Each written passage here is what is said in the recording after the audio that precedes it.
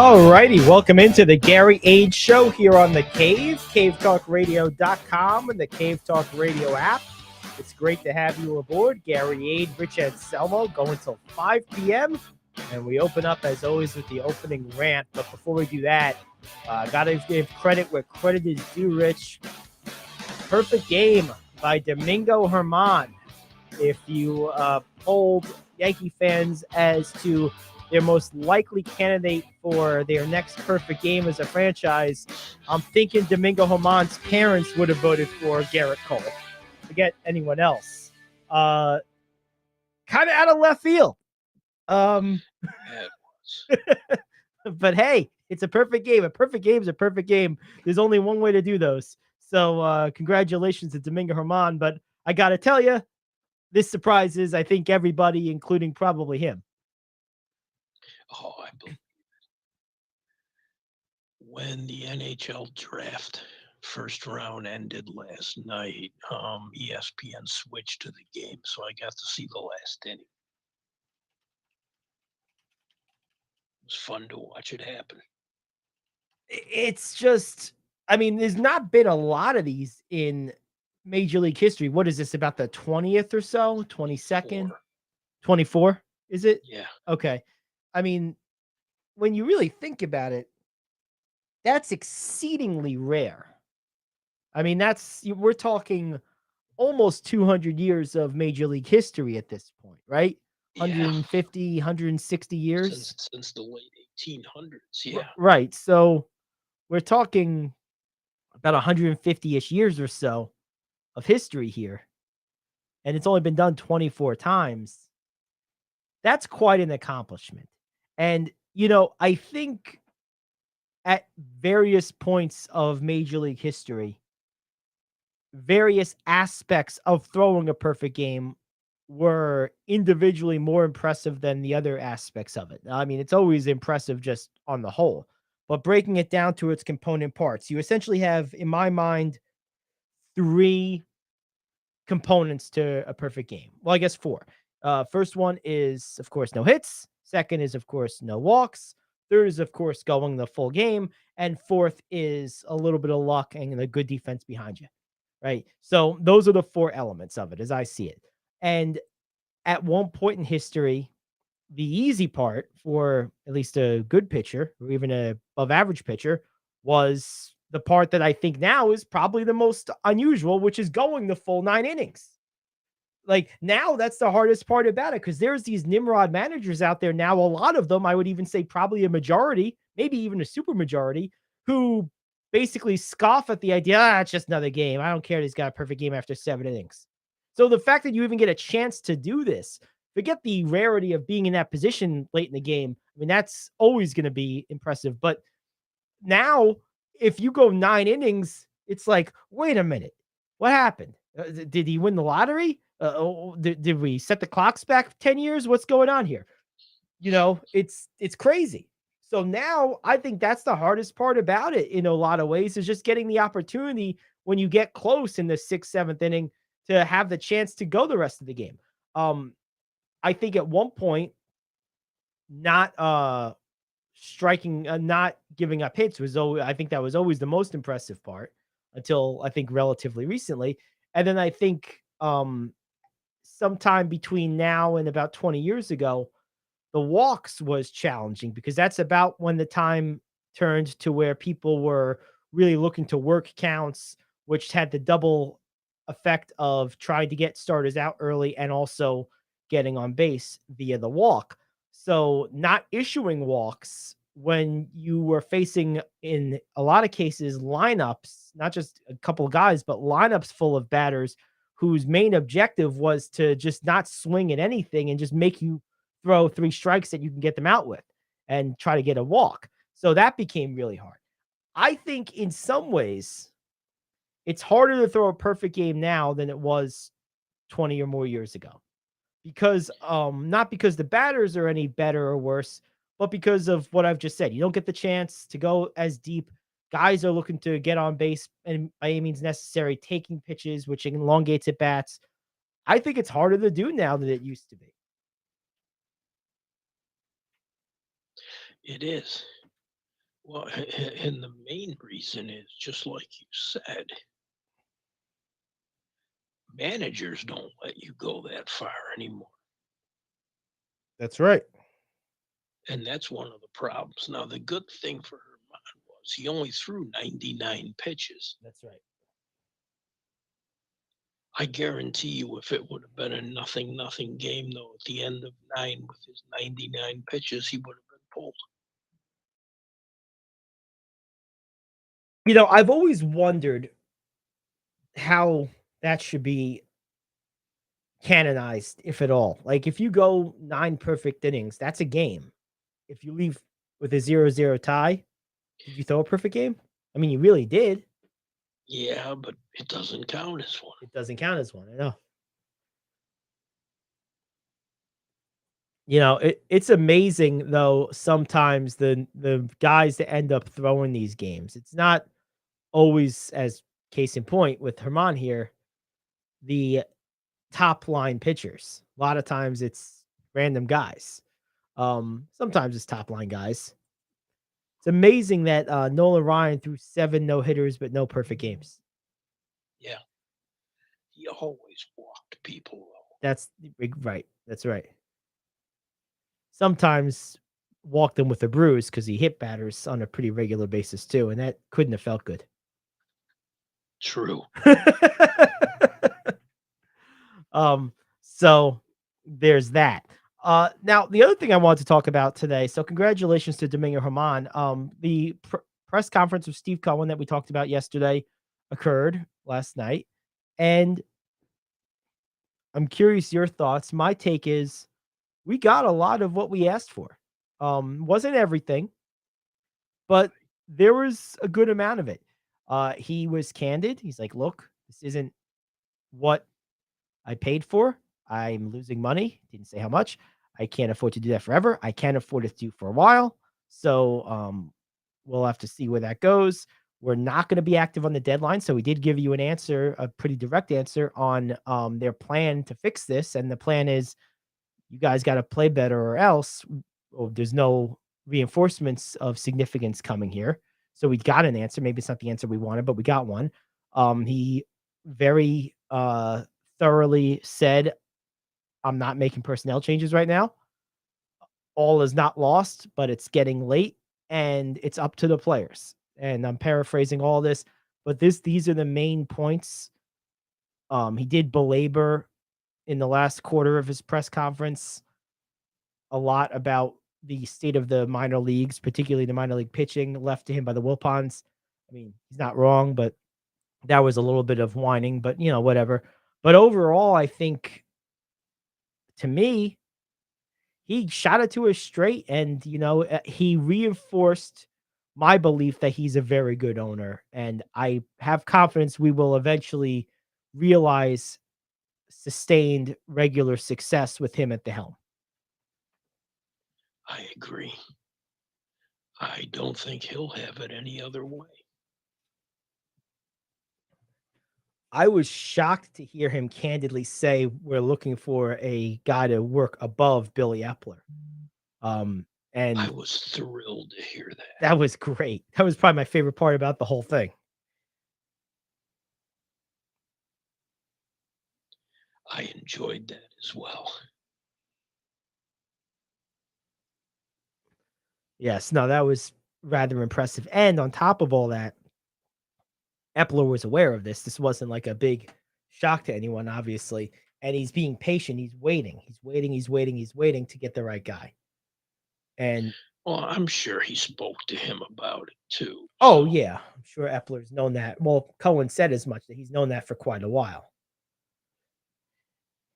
So overall, I was very happy with this press conference. So Dylan being a little sarcastic in the comments, I guess he's not Dylan seems to be a one-track guy. He seems to be football 24/7. Little basketball thrown in there too. But he's not loving the baseball. I mean, look, I understand that. See, the baseball is a weird sport. Baseball is one of those sports. that unless you live in an area where it's really a big deal, it doesn't really play well to a out of town audience, right? Like if I'm in St. Louis, I probably don't much care what the Padres are doing, right? Even though we're in the same league, we're in different divisions. You might care a little bit about what the Cubs are doing or whatever. And of course, you're going to care, no matter what team you are, to a fan base you are to a degree, what the teams around you and the standings are doing at any given time. But you're not going to like talk about it. It's just going to be something you look in the box scores of. Baseball doesn't lend itself to national talking points for out of town audiences. In our case, though, we happen to be in the most baseball centric market in all of the country. Right. With two teams that have enormous, active, engaged fan bases. So it's a big part of what we do. So two teams that make headlines. Yep, absolutely. And hell, what else are you going to do this time of year, right? It's some free agency, whatever. But basically, that's what we got going on. All right, let's take a break. We'll come back. We'll do the question of the day. This is the Gary Ayd Show. Back after this here on The Cave. Coffee Lovers Middletown is now officially home to the home run of our favorite beverage, Days Coffee. Days' patented blend contains approximately 85% less caffeine than other coffees, which makes it better for you, yet unlike decaf coffee, still gives you that great pickup and tastes amazing. Formulated by a retired cancer pathologist, Dr. Grant Lee, Days Coffee is fermented with a patented enzyme that until now required a complex and thus expensive sourcing and production process. With Dr. Lee's formulation, this enzyme's great health benefits can now be brought to your cup quicker, easier, and cheaper than ever before. Here's how you get a hold of this game-changing cup of joe. Go over to RadioOnlyDeals.com and get a $4 gift certificate to Days Coffee for just $2. That's RadioOnlyDeals.com to buy your single-use digital gift certificate for Days Coffee. RadioOnlyDeals.com. That's RadioOnlyDeals.com. Enjoy the preferred coffee of the Gary Ayd Show. Enjoy Days Coffee. What's up, Cave Talk Radio fans? If you're looking for a great dinner and a tremendous atmosphere, look no further than Carter's Restaurant in Beacon, New York. It's a family-run restaurant, and as soon as you walk in the door, you will feel like part of their family, as they will be there to greet you and say goodbye as you leave. Make sure to try their Chicken Eugene. It's their specialty dish, originally created by Chef Eugene Greco, who taught the dish to the chefs at Carter's. Jonathan Lombardi, the chef of Carter's, is himself a CIA graduate, by the way. Carter's Restaurant is the go-to place for private events such as rehearsal dinners, cocktail parties, baby showers, and more. It's open every day except Wednesday, and the kitchen is open from 12 to 10 every day, but for Sunday, when it's open 11 to 8. The bar is open even later. Mention Cave Talk Radio and you get 20% off your bill with the exception of happy hour. Again, Cave Talk Radio for 20% off your bill at Carter's Restaurant in Beacon, where your family will join the family of Carter's.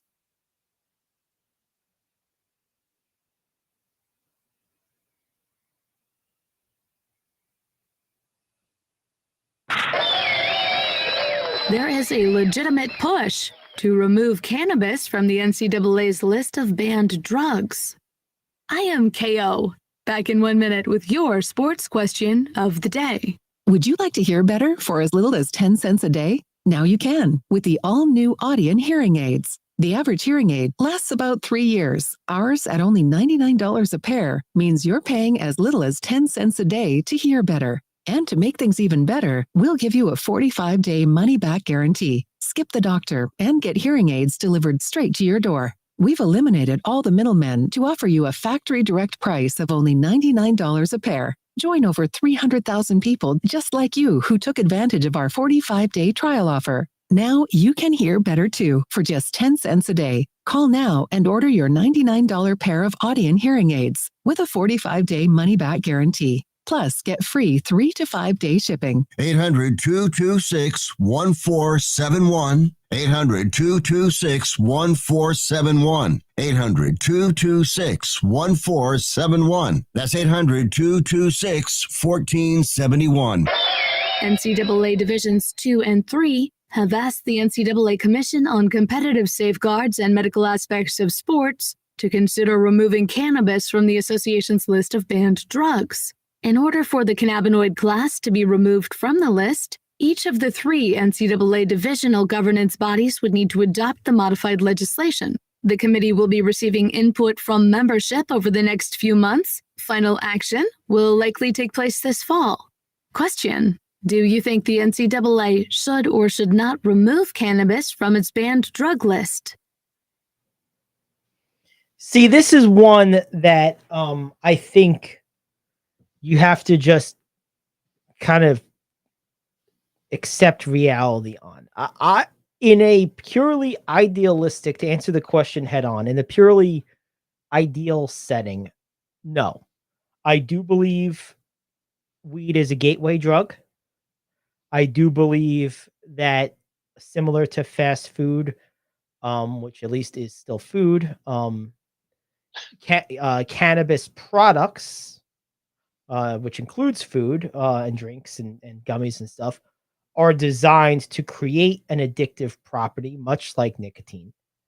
And I don't really believe this whole, well, it's just a plant. It's not just a plant. If it was just a plant, people wouldn't be needing it day to day. Trust me, if plants were needed like that, lettuce would be a lot more popular and we'd all be a lot thinner. But devil's lettuce is not just a plant, which is why people are obsessed with it.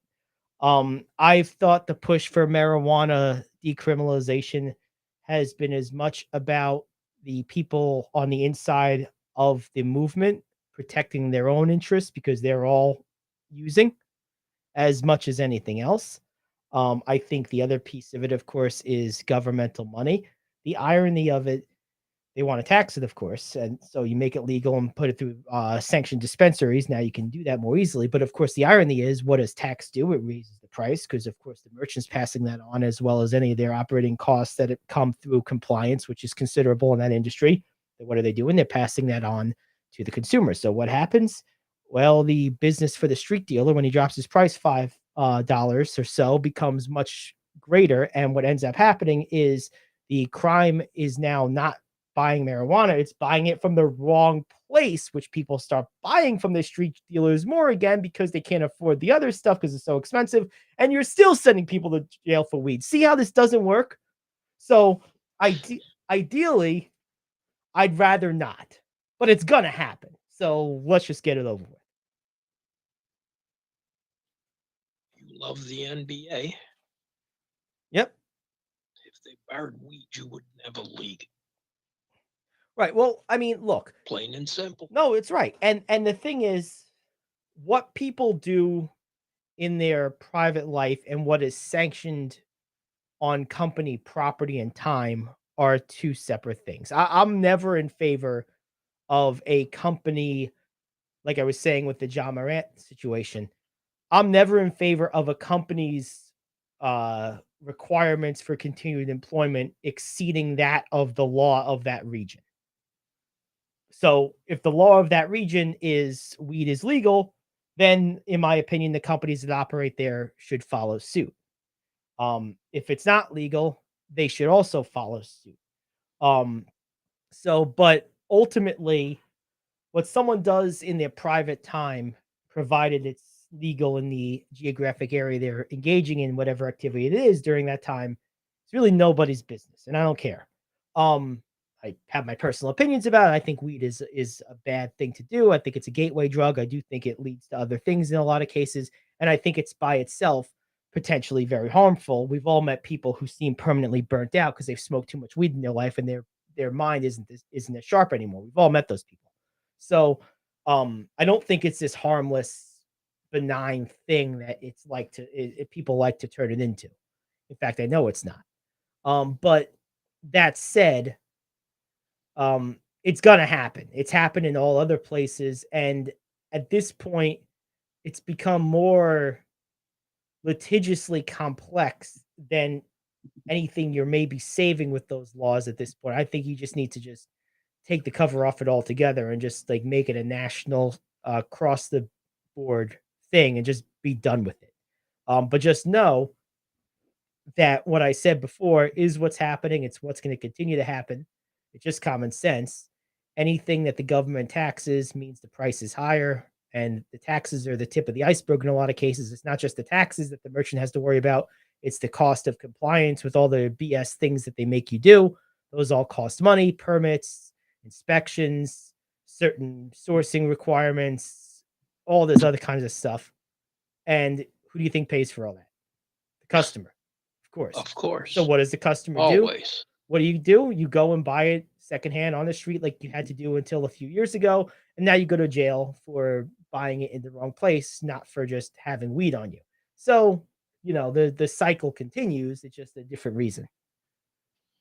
But like I said, a number of pro sports have just said, forget it. Right. And I think it's not worth it. Right. And I think that we've moved this so far in that direction societally over the last 15 years that I agree with that assessment.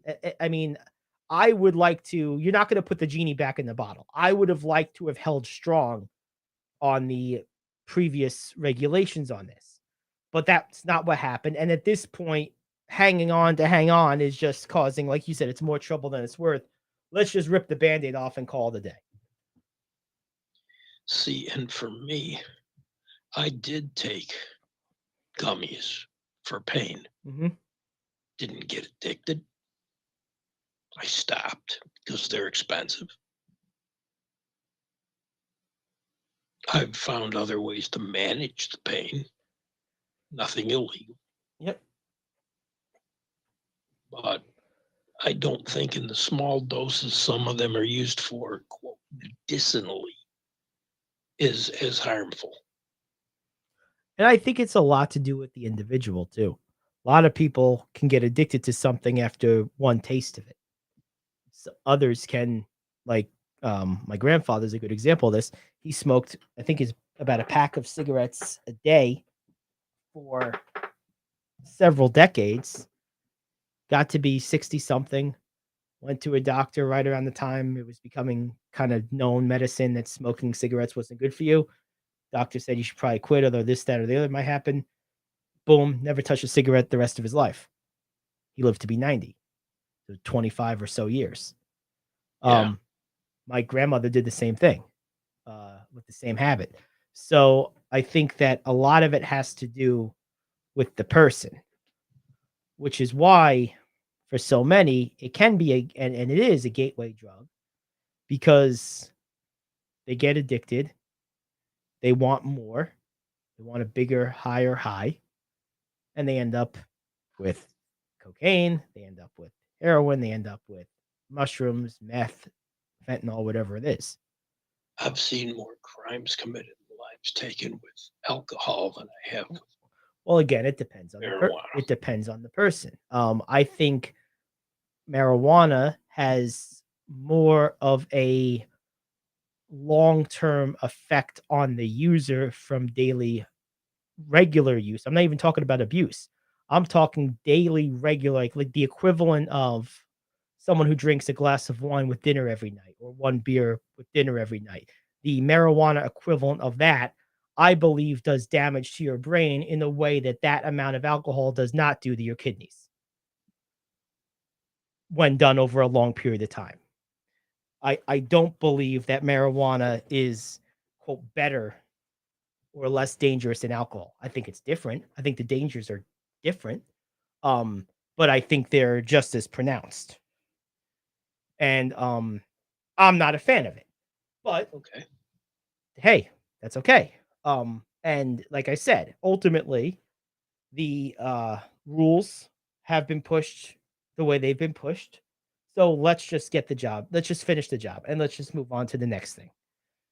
But don't be surprised when this battle is won, the same group of people want to now legalize cocaine and fentanyl and everything else. Because that's the other problem with this. You absolutely have a slippery slope phenomenon that comes from this stuff. And it's going to happen. I will guarantee that happens. And when it does, we're going to be having these same arguments. And people are going to say, well, alcohol, blah, blah, blah. They're just going to use alcohol as the justification for legalizing everything. And we're going to get to a point, I think, in my lifetime where all street drugs are legal for that reason. Oof. And this is why I wanted to hold the fort with marijuana, because it's a gateway drug in the world of using drugs, and it's now a gateway drug in the world of legalizing drugs that, in my opinion, shouldn't be legal. So in other words, it's like bacon to a vegetarian. That's right. It's the gateway food. That's it. That's right. So there you have it. All right. Well, let's take a break. We'll come back. We got more to get to. NFL made a ruling. We'll talk about that. And we got Joe Vasile of the Renegades up later as well. This is the Gary Ayd Show. Back after this here on The Cave.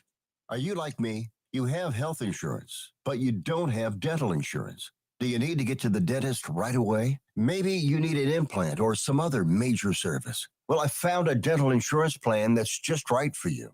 It's called Spirit Dental. Spirit Dental offers a $100 lifetime deductible, a huge network of dentists. And here's the best part. There's no waiting periods. Yeah, that means you can call right now and have real dental insurance for you and your family tomorrow and get that immediate coverage you want. Spirit Dental has plans for just a few dollars a day, up to $5,000 annual maximum, and coverage for implants. Whatever age you are, the dental insurance you need is a free phone call away. Now don't wait, and be sure to ask about Spirit's vision plan. Here's the number: 800-631-9229.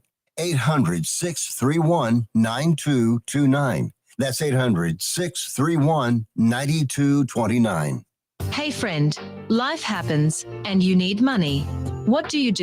You call the special toll-free number we're about to give you. We will send you a link to your phone with details on how you can loan up to $5,000. Couldn't you use $5,000 to pay for your rent, pay grocery bills, get your car repaired, or whatever you need? It's up to you. We don't care. We're just here to lend you the money.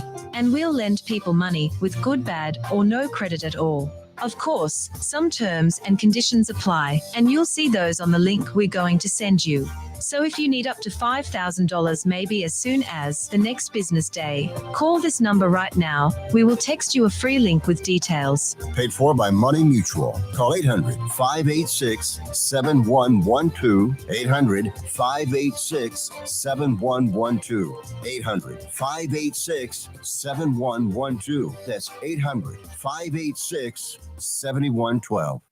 All right. So before we get to the NFL news, it looks like we have some comments regarding the last topic. Dylan says you have to have witnessed marijuana save someone's life to be able to support it and understand the benefits of it.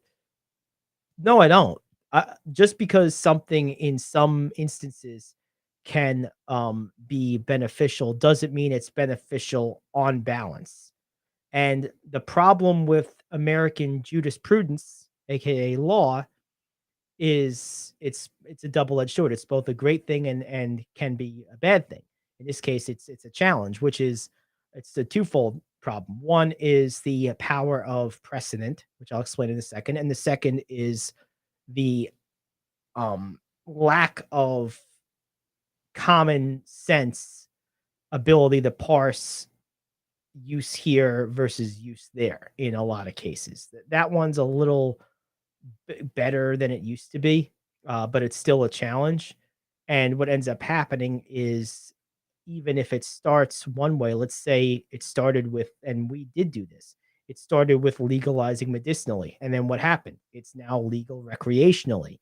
Now it's legal to transport over state lines in a lot of cases for recreational purposes, but it's up to a certain amount. And so regarding precedent, here's the problem. So even if marijuana, even if you accept the premise, which I don't, like I said, but even if you accept the premise that marijuana is relatively harmless and at times very beneficial, it still doesn't change the legal precedent that it is a street drug, and you've now legalized that street drug, and it becomes much harder to make a legal argument against that precedent of legalizing future street drugs. And that absolutely is going to happen. I will bet you anything that will happen. And it's just a matter of time. Just like, I remember, this is very similar to gay marriage, which, I have religious reservations about, but I have secular intellectual understanding of the solid legal argument for allowing it. And I, at some point, knew that it would become allowed and that would be that. But I also knew at the time, and I've proven correct, that they wouldn't be happy with the win and go home. Now we have gay pride parades. We have forced pride nights. We have other things where you're being, there was that baker in Colorado who just said, I don't buy from me, go to this guy. And they forced that issue all the way up to the Supreme Court. And that was foreseeable. I foresaw that years ago. The same thing's going to happen with legalized marijuana. The people that push this stuff are never happy to take their win and go home. They're not happy for live and let live. They want to ram their lifestyle down your throat. And it's going to happen with this too.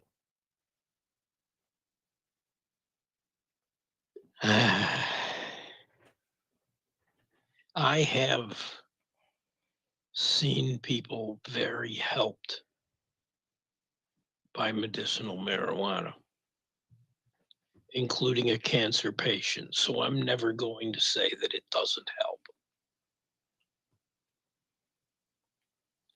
I fully understand your reasoning, but I do think there are purposes for it that are good. But that's not what it's going to be predominantly used for. And that's not what this question was discussing either. It's talking about just being able to smoke a joint. And well, like I said, sports don't test for it. Right. And that's where it's going. But and that's fine. I've never fought this vigorously because I think it's a waste of time. But I'm not going to happen. And it's going to happen at this point. But I'm saying before winding back the clock, before it was even legal medicinally, I fought it a little bit more then because the genie was still in the bottle. Now the genie's out of the bottle. And the reason I fought it then wasn't because I thought you shouldn't use whatever you can use reasonably on a sick patient. That's not what I'm saying at all. But I know the way the American legal system works. And I knew the second it was legal for even that, the steps that have followed were clear as day. They were like an already printed map. You didn't have to be a genius to foresee these. And we're now on that track. And we're good. Next will be cocaine or fentanyl. Then there'll be something else. I mean, for God's sakes, there's people trying to legalize pedophilia. So this is what's going to happen. So, and that's my problem with it. It's not the marijuana in and of itself necessarily. It's the road it sets us on, undoubtedly. And that's my problem with it.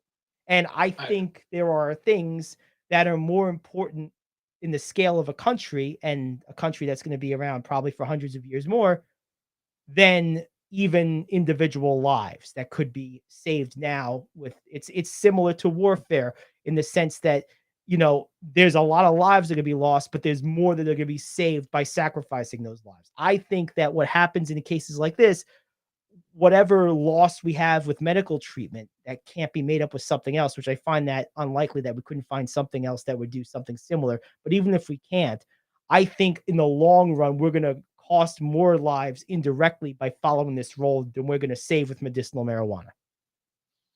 Well, then maybe they should have made the laws for medicinal marijuana. Well, that's what they initially did. But the second you open that door, it's like, well, why not this? And then, the activists push it and eventually they get their way.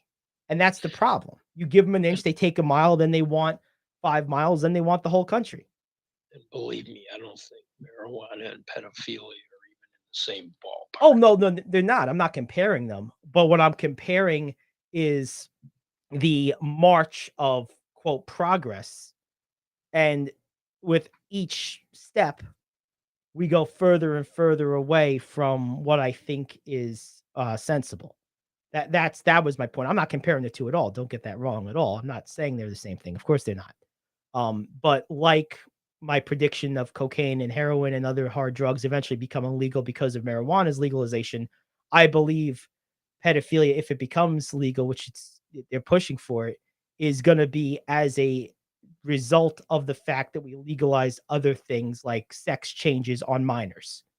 It's the next step after that, which initially spawned from, legalizing gay marriage. And it just, and one thing being good or understandable, like medicinal marijuana, does not create necessarily the idea that what's going to follow it is good. And I think, unfortunately, as a world, not even a country, as a world, we've never been able to figure out a tried and true way of being able to say, stop. We've progressed on this as far as we need to. And that's my problem. And that's what I'm worried about. So then your problem shouldn't be with the marijuana itself. Your problem should be with the lawmakers that are allowing more to be done with the law.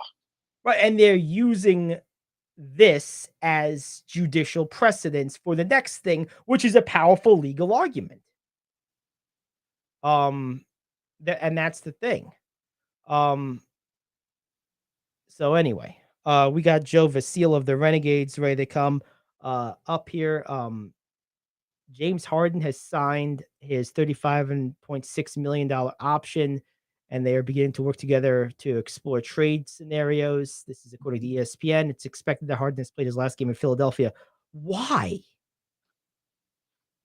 Where is he going? He probably wants to go back to Houston for more marijuana and nightclubs.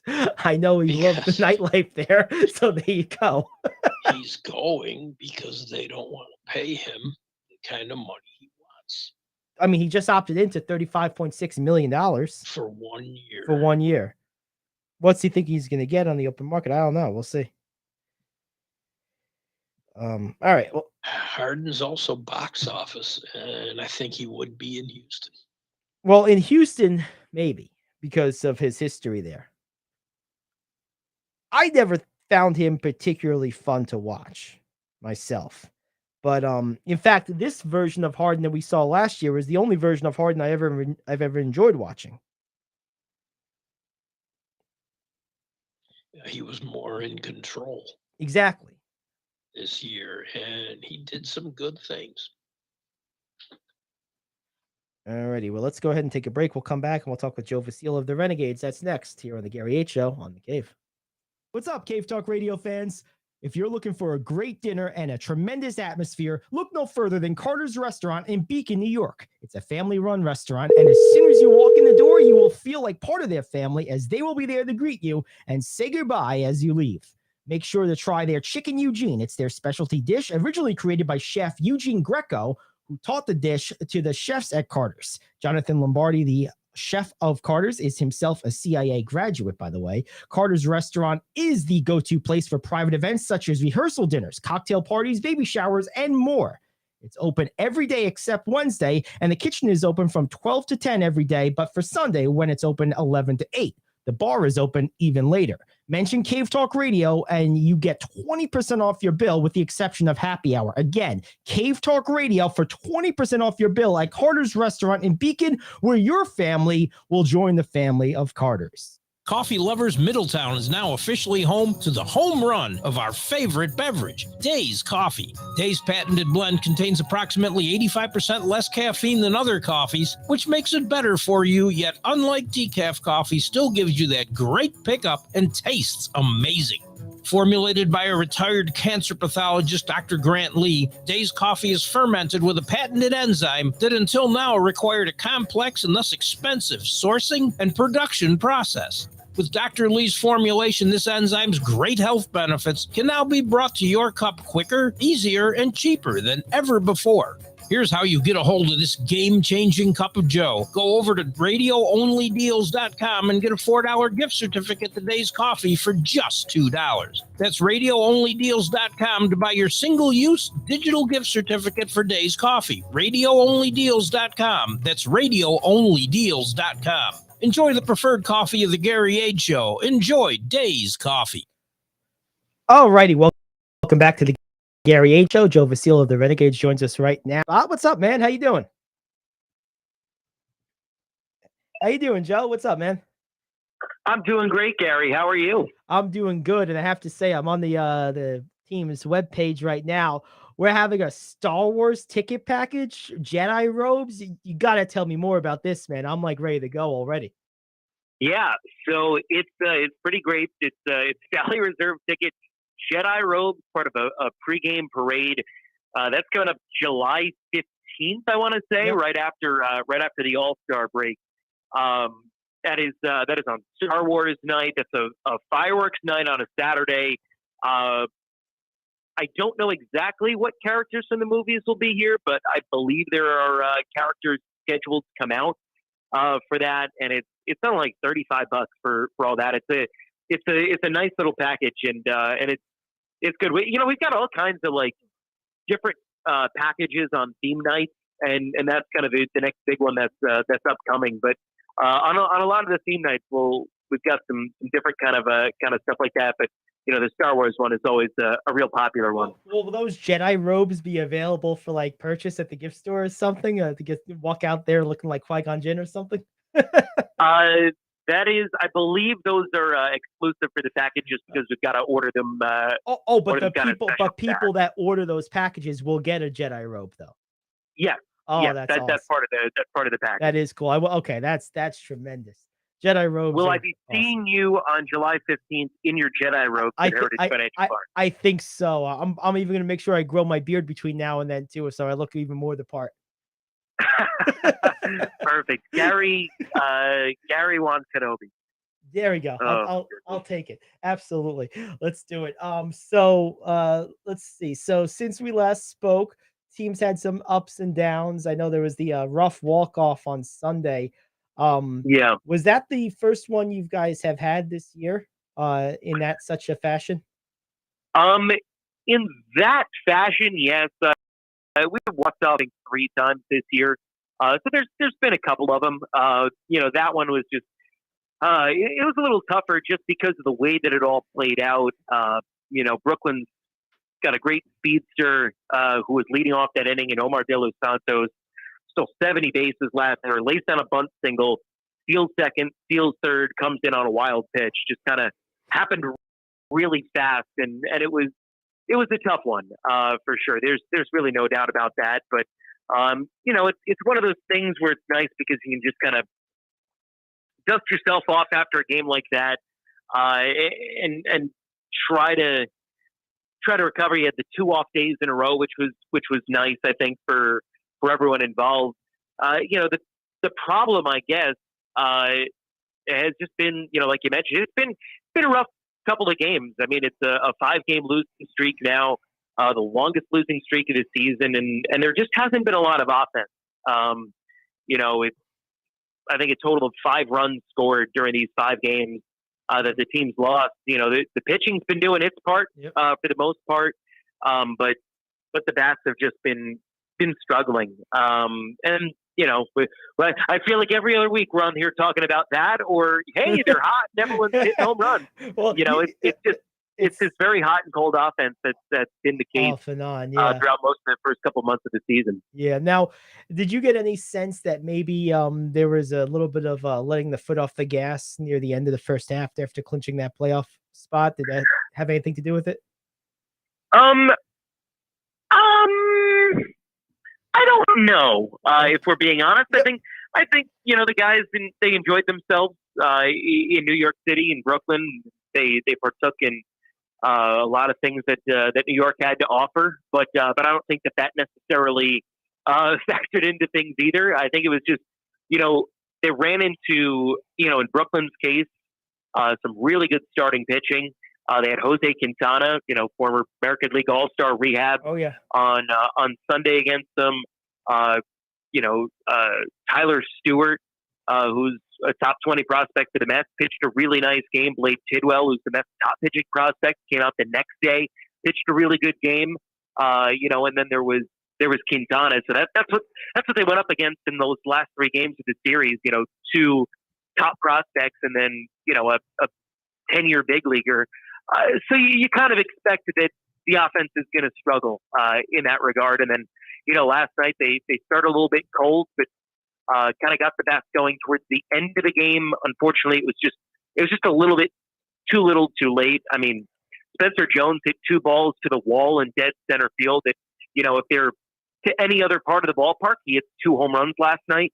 But just kind of the the wind wasn't blowing, and so they didn't have the carry they needed to get out to dead center. So, even last night you can kind of chalk up as just a night like that, and the hope is you can bounce back tonight against Wilmington and kind of get in the win column and pick up the first win of the second half, because it's been a little tough. But such is the game of baseball sometimes. Baseball is the ultimate game of just winning in spite of failing. It's like the old saying is 70% of the time you fail and you're one of the best. Like it's just the ultimate test of mental fortitude and just the ability to be level-headed day after day after day. And it's really a great teacher for regular life. Like football might be a great teacher for maybe military.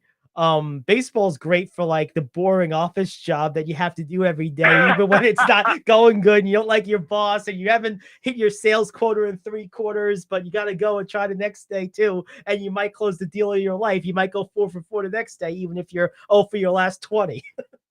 Yeah, no, it's funny. And it's one of those things where, Bob Murphy, I was a Mets fan growing up, and Bob Murphy had this saying that he would say, and it was, baseball is a game of redeeming features. You can have a bad day, you can have some bad plays and bad stretches, but always got that chance to go up there either later in the game or, the next day and go out there and make up for it. And that's kind of something in that same family that I always like to hang my hat on. It's so true. And the best part about it is because so much of baseball is very I don't want to say routine, but very rhythmic and very sort of at a certain pace. So if you struggle at a quiet pace, you go 0 for 15, but you make a loud home run and you're 1 for 16, people are going to remember the loud home run.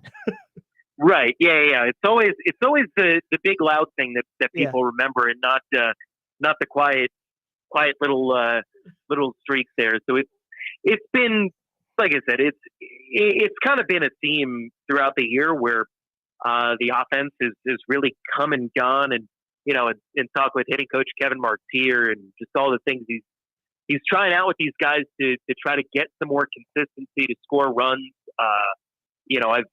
I've heard some rumors that there may be some help on the way from Tampa soon. I don't know exactly what that entails, but so that'll be nice, and maybe a couple fresh guys can help to inject some blood and some length into the lineup. I think could help things too, because we've lost a lot of guys up to AA this year.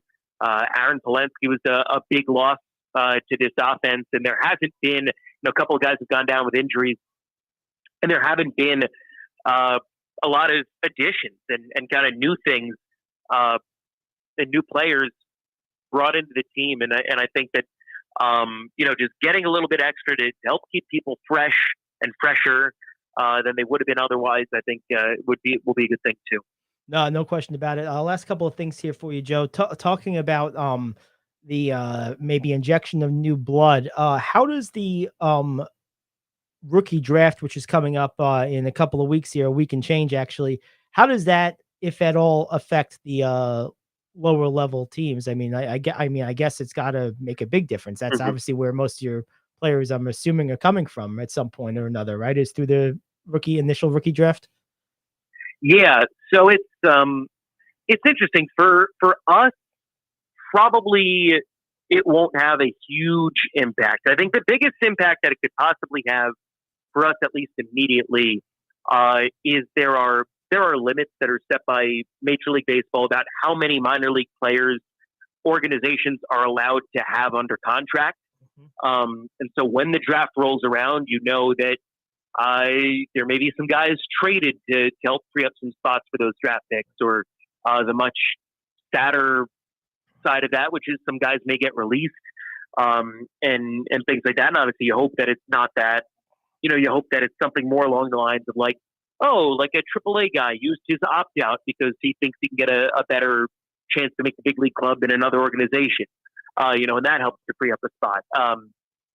So those are probably the ways that it'll impact us the most in terms of the draft. The last couple of years, we haven't had anyone play for us in Hudson Valley who was drafted that same season. Makes sense. That does happen from time to time where a guy will get drafted and be in AA by the end of that same year. But that's a little rarer. That happens a lot. Like, okay, we took a veteran college guy who, we sent him to low A for a little bit. He can clearly handle that. And then they'll bring him up to high A kind of in August time. But at least in terms of guys immediately here, I'd be very surprised necessarily to see that. But again, it's also the flip side. Like, all right, if they're going to go to the Tampa Tarpons, all right, Tampa's got to find a roster spot somehow, and that probably means that they're sending somebody up to us. So we kind of get caught in the trickle down effect more than the direct effect. Right. That makes sense. And last thing, what do we got for a pitching matchup tonight? 7:05 first pitch at the at Heritage Financial. What do we have as far as pitching today? It's Kyle Luckham for the Wilmington Blue Rocks. Luckham's a guy who faced a couple times this year. Righty starter for them. Then the Renegades, we've got Brendan Beck going. It's going to be his first home start. Second round pick out of Stanford in 2021 by the Yankees. And he made his high debut last week. He had some injuries that had kept him out of pitching since really after the draft. He had one start in the FCL, and then he came up to us and is in the process of getting stretched out still, so probably not going to go super deep into games for a while. But really electric arm. And, I was talking about him with our pitching coach, Preston Claiborne, earlier today, and he said, he's got the best command maybe that I've ever seen at this level. And that's high praise coming from a guy who, pitched in the big leagues, who's had a pretty decent career coaching, even though he's a younger guy, has been around the game of baseball for a long time. And, the combination of stuff, Beck gets it up there mid to upper 90s with the fastball, really good curveball, good changeup, and can spot those pitches up. He's a guy that when he pitches for Hudson Valley, you kind of want to make sure that you see him because it's really, really special what he can do on the mound. Well, we'll be taking a listen to it today, and I may be at the game with my wife tomorrow, so I might see it tomorrow at some point. Best of luck tonight. Have a good call, and hope you guys are able to turn around the fortunes and get back in the win column. All right, man? Thanks, Gary. If not, you're a good luck charm tomorrow. So. All right. No pressure. No pressure. That's right. Yeah. All right. Sounds good, man. Right. Have a good one. Thanks, Joe. All right. That's Joe Vasile of the Renegades. First pitch 7:05 at the Heritage Financial Park over in Wappingers Falls, right over 84. They are on that 5-game losing streak, like Joe mentioned. Hopefully they can turn it around. It needs some offense. 2 runs last night against Wilmington, 1 against Brooklyn back on the 25th. They had a couple days off before that. They got shut out against Brooklyn before that, 1 against Brooklyn game before that, and 1 a game before that. So Brooklyn really shut them down pretty bad, and that kind of spilled over to the Wilmington series, just 2 runs, which is actually better than any game they did against Brooklyn, at least in the last 4. So in fact, they played a 6-game series with Brooklyn, Rich, and in only one of those games did they score more than 1 run, and that was an 8-3 win in game 2, all the way back on the 21st. So they won game 1 in the series 1-0, but there's only still 1 run. Then they won 8-3, then lost 1-5, lost 1-6, lost 0-2, and lost again 2-1. That's a streak. And now last night against Wilmington, first game of that series, which is at home, the Brooklyn series is on the road, they lost 5-2. So are they playing a lot of those 6-game series? Yeah, that's a lot of the minor league schedule for factoring in travel. Yeah, because AA does the same. Yeah. So because their prior series against Rome, they were a little bit better offensively. They had a couple of low scoring games, but they had 3 games in that series. 4 games, with 4 or more runs. So, and surprising because hasn't their pitching been pretty good all year? Their pitching's been the best in their division, in their league. So and look, that Brooklyn series it's a good showing. other than game 3, which was 5-1. Okay, game 3 and 4, where they gave up 5 and 6 runs. You don't necessarily expect to win when you give up that many runs. They gave up no runs, 3 runs, 1, and I 2. think one was 2. Yeah. I mean, 2 and 2 and 2, excuse me. They scored 1. Yeah, so the pitching's been good. You need to score a little bit more. So hopefully they can get their bats back together today. Got to produce runs. Yep, that's it. Good stuff. All right, well, we will be back tomorrow. We will see you then to close out the week. This is the Gary Ayd Show here on The Cave. Coffee Lovers Middletown is now officially home to the home run of our favorite beverage.